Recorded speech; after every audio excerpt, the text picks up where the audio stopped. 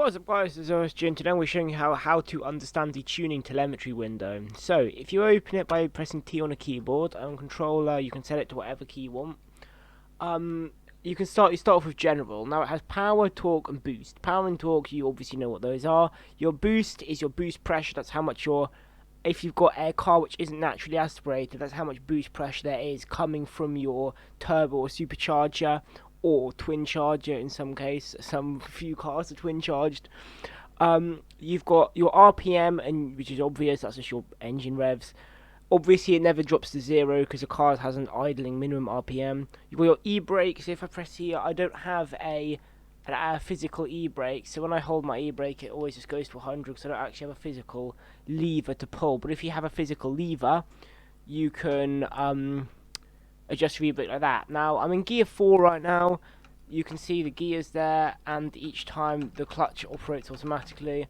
Now you can operate the clutch manually. If I go to settings, difficulty, and then manual with clutch, we will see that when I go back into the tuning window, as I press the clutch now, and you can see the variable nature of the clutch. So the more I push the clutch, the more percentage the clutch is.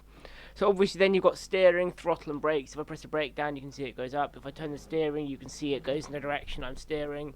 And then if you see when I press the throttle, you can see how much acceleration I'm putting. So that's 100%, and then that's something like, you say, at 12.5%.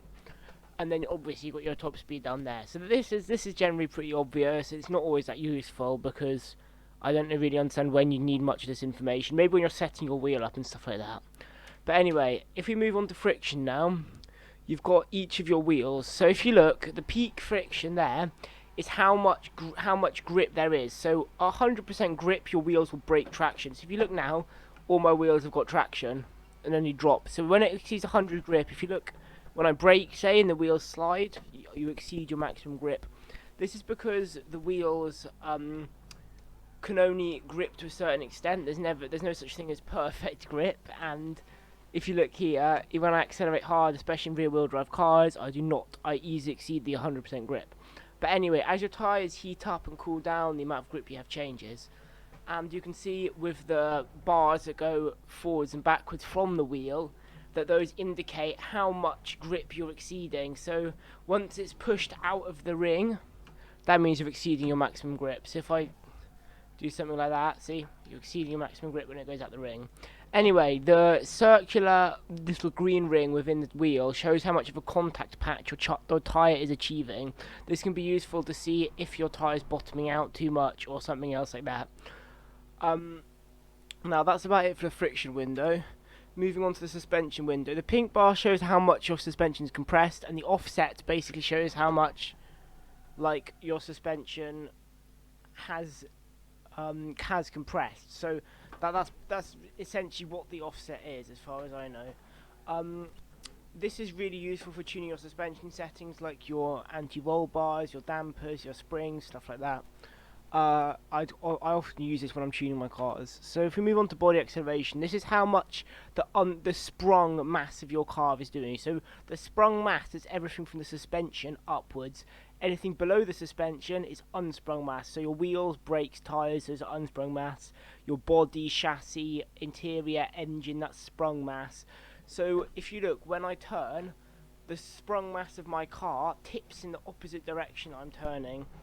You can see this here. This is generally not that useful, but you can use it to tell what the maximum amount of turning your car's capable of. So if you look now, the car can achieve about 1.2 G's turning like that. Obviously, cars with more downforce are going to be able to achieve much higher amounts of G-force when turning at certain speeds. Some cars will be able to achieve more or less downforce than others. It really just depends on the car how much body acceleration you can do before you break grip.